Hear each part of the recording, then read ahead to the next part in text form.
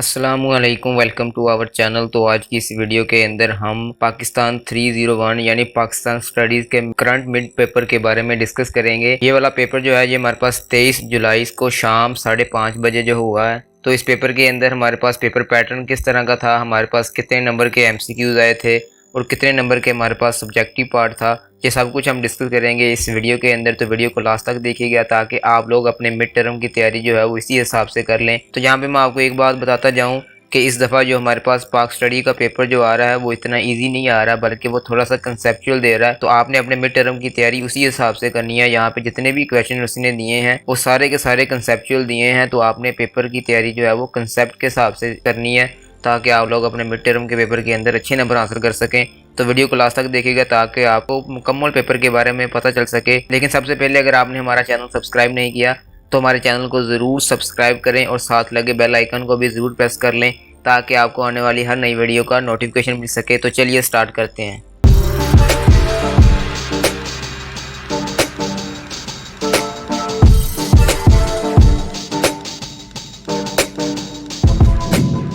Welcome back जी। तो यहाँ पे अगर हम सबसे पहले पेपर पैटर्न की बात करें तो यहाँ पे हमारे पास टोटल 32 क्वेश्चन थे जिनके टोटल मार्क्स हमारे पास 44 थे। तो अगर हम क्वेश्चन की डिवीजन को देखते हैं तो यहाँ पे हमारे पास दो पार्ट थे। एक पार्ट हमारे पास ऑब्जेक्टिव पार्ट था और दूसरा पार्ट हमारे पास सब्जेक्टिव था।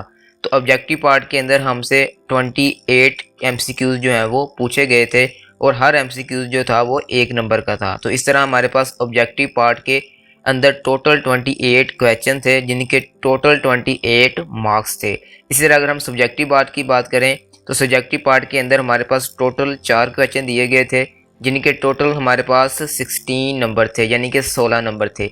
अब इन 4 क्वेश्चन में से 2 क्वेश्चन हमारे पास 3 नंबर के थे और 2 क्वेश्चन हमारे पास 5 नंबर के थे। तो सबसे पहले अगर हम बात कर लेते हैं हमारे ऑब्जेक्टिव पार्ट की, तो हमारे ऑब्जेक्टिव पार्ट के अंदर जैसे कि मैंने आपको पहले भी बताया है कि हमारे पास टोटल 28 MCQs थे जिसमें से हर MCQ जो है वो हमारे पास 1 नंबर का था। तो यहाँ पे जो MCQs मुझे याद रहे हैं वो मैंने यहाँ पे लिख दिए हैं।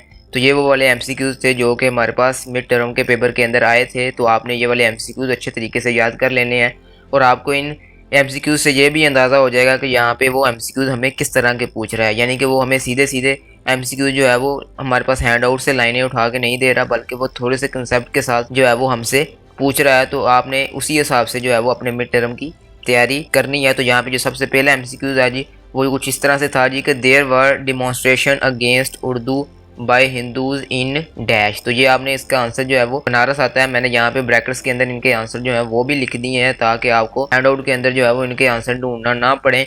तो यहाँ पे जितने भी MCQs हैं आप उनके आंसर भी यहाँ पे आपको देखने को मिल जाएंगे। उसके बाद जो हमारे पास दूसरा MCQ था जी, the Indian National Congress was founded in.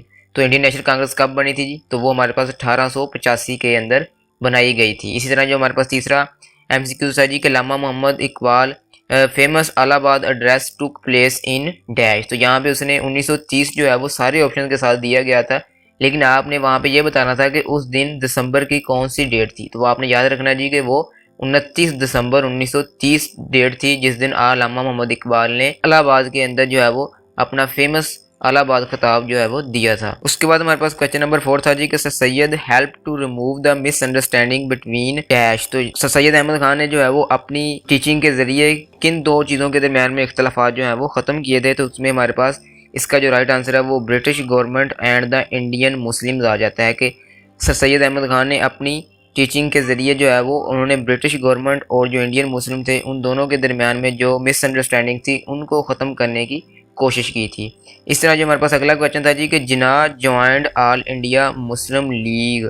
तो मोहम्मद अली जिन्ना ने कब जो है वो ऑल इंडिया मुस्लिम लीग को ज्वाइन किया था? तो उसका राइट आंसर जो है वो 1913 आ जाता है कि आपने 1913 के अंदर ऑल इंडिया मुस्लिम लीग के अंदर शमूलियत इख्तियार की थी। तो उसके बाद जो हमारे पास अगला क्वेश्चन था जी कि मोहम्मद अली जिन्ना प्रेजेंट 14 पॉइंट्स इन डैश के मोहम्मद अली जिन्ना ने अपने जो मशहूर 14 निकात थे वो कब पेश किए थे? तो आपने याद रखना है जी कि मोहम्मद अली जिन्ना ने जो अपने मशहूर 14 निकात थे वो 1929 को पेश किए थे।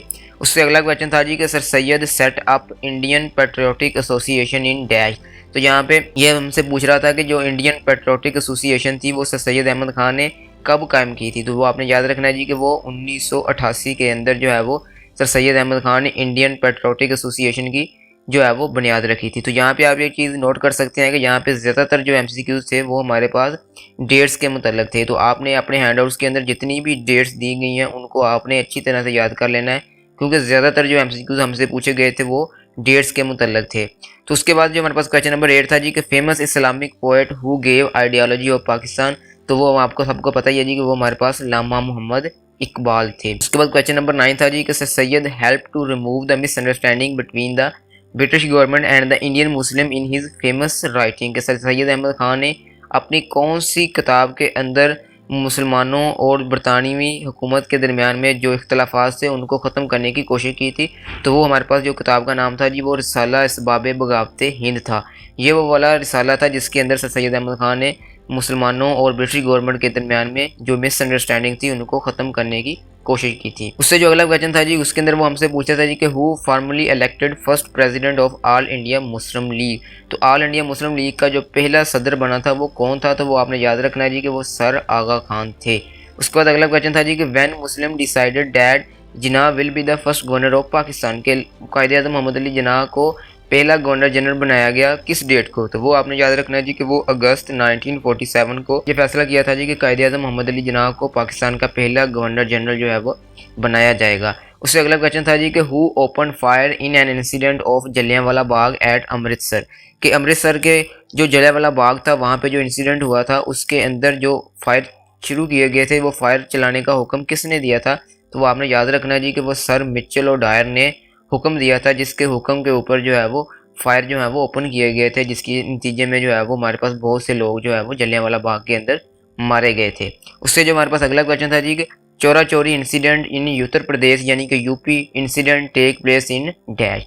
कि उत्तर प्रदेश के अंदर जो चोरा चोरी का इंसिडेंट हुआ था वो कब हुआ था। तो उसकी डेट जो है वो आपने याद कर लेनी है कि वो फरवरी 1922 के अंदर जो है वो हमारे पास चोरा चोरी का इंसिडेंट जो है वो हुआ था। उसके बाद हमारे पास क्वेश्चन नंबर 14 था जी कि at what moment Jinnah remarked it is parting of the ways. कब किस मौके के ऊपर कायदे-ए-आज़म मोहम्मद अली जिन्ना ने कहा था कि it is parting of the ways, कि अब हमारे रास्ते जो हैं वो जुदा जुदा हो गए हैं। तो नेहरू रिपोर्ट के बाद जो है वो कायदे-ए-आज़म मोहम्मद अली जिन्ना ने ये कहा था कि जब नेहरू रिपोर्ट आई थी तो उस वक्त कायदे-ए-आज़म मोहम्मद अली जिन्ना ने ये वाले अल्फाज जो हैं वो कहे थे। उससे अगला क्वेश्चन था जी कि who was died after the first round table conference. कि जब पहली गोलमेज कॉन्फ्रेंस खत्म हुई थी कि उनमें से वो कौन सा शख्स था जिसने पहली राउंड टेबल कॉन्फ्रेंस में तो हिस्सा लिया था लेकिन वो दूसरी राउंड टेबल कॉन्फ्रेंस के अंदर हिस्सा नहीं ले सके थे, क्योंकि वो वसाल हो चुका था उनका, वो वफात पा चुके थे। तो वो हमारे पास मौलाना मोहम्मद अली जौहर थे, जो कि दूसरी गोलमेज कॉन्फ्रेंस के अंदर शिरकत नहीं कर पाए थे क्योंकि वो फौत हो चुके थे।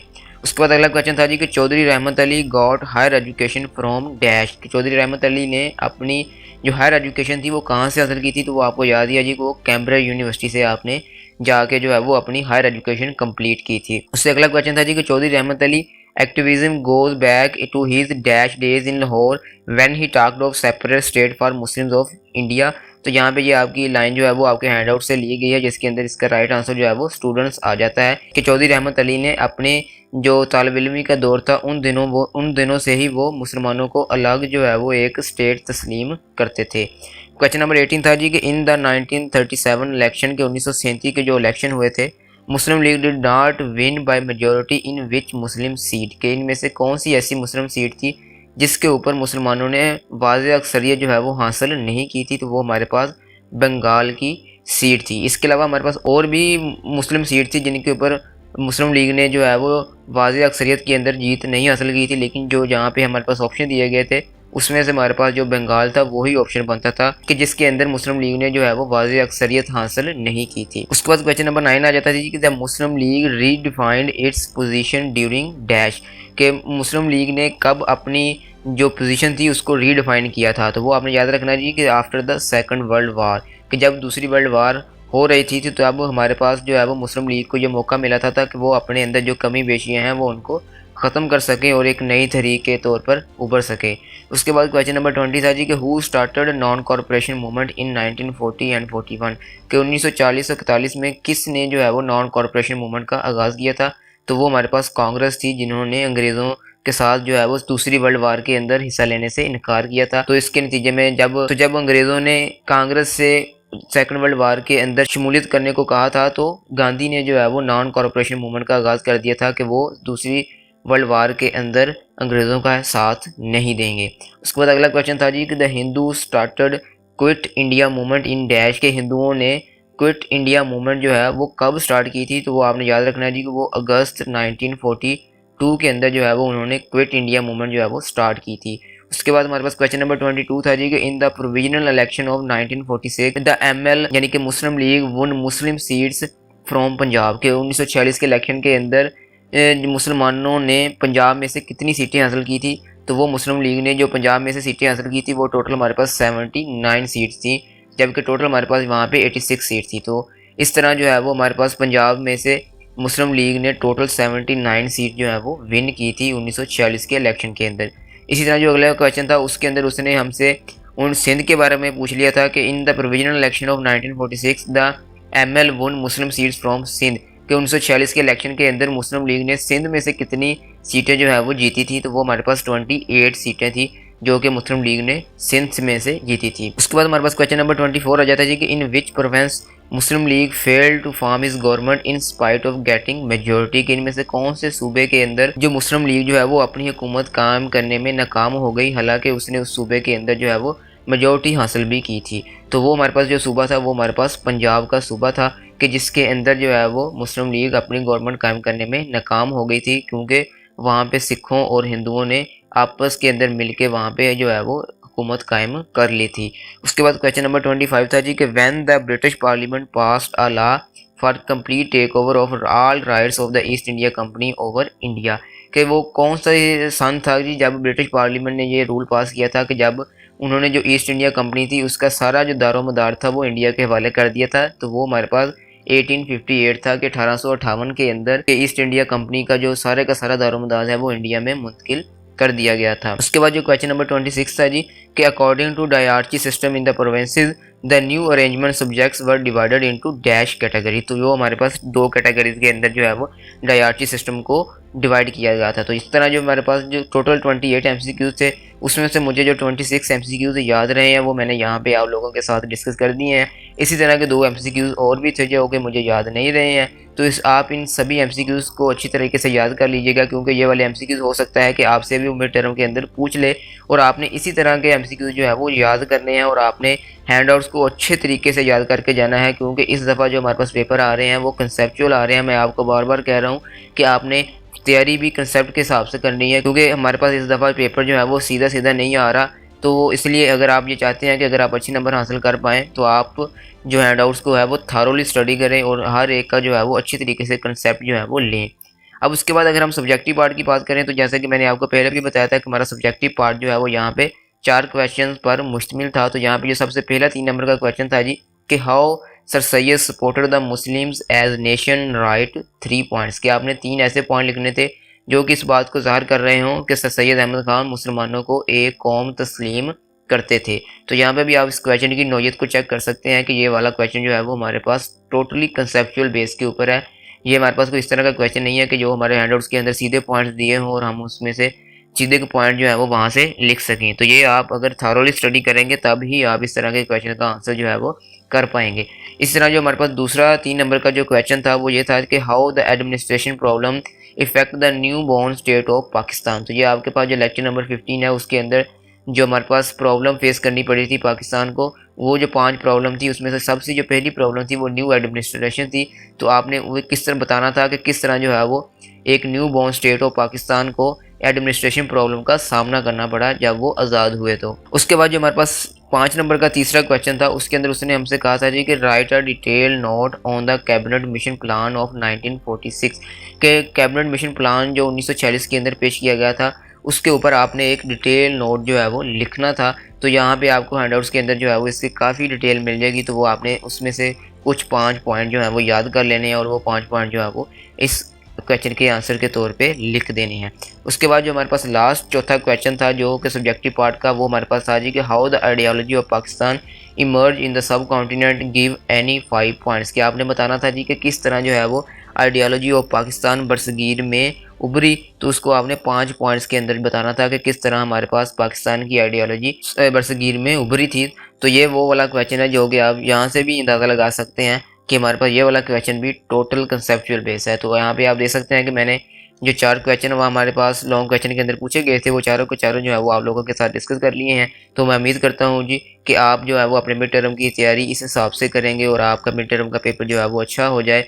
तो अगर आप इसी तरह की मज़ीद मिड टर्म की तैयारी के हवाले से या क्विज़ और असाइनमेंट के हवाले से इस तरह की वीडियो देखना चाहते हैं तो हमारे चैनल को ज़रूर सब्सक्राइब करें, और अगर ये वीडियो अच्छी लगी है तो इस वीडियो को लाइक, शेयर और कमेंट करके हमें ज़रूर बताइएगा। तो इंशाल्लाह मिलते हैं जी नेक्स्ट वीडियो के अंदर।